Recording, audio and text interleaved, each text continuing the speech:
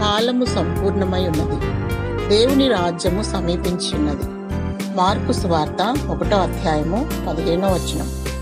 దేవుని రాకడ గుర్తులు నెరవేర్చున్నవి. ఆయన రాకడ ఆసన్నమైనది. ఎవరు అనుకొని గడియలలో ఆయన వచ్చును. దొంగ ఏ రీతిగా అనుకొనని గడియలో దొంగిలించుటకు వచ్చును, అదే రీతిగా యేసు ప్రభువు అనుకొనని గడియలో వచ్చును. అంతా క్షేమము, అందరము బాగున్నాము, ఇక మనకేమి భయం లేదు, నెమ్మదిగా ఉన్నాము అని అనుకుంటారు. ఆయన ఎప్పుడు వస్తాడో, మనము ఎప్పుడు చేస్తామో మనకు తెలియదు. ఈ మాట ప్రాణం ఉన్నప్పుడు సృష్టికర్తను జ్ఞాపకం చేసుకోవాలి. రక్షణ, మారు మనస్సు పొంది బాప్టిజం తీసుకొని దినదినము ప్రభువును వెంబడిస్తూ దేవుని రాకడ కొరకు నిందారహితంగా ఎదురు చూస్తూ ఉండాలి. విడవబడితే నరకమే, అగ్ని ఆరదు, పురుగు చావదు.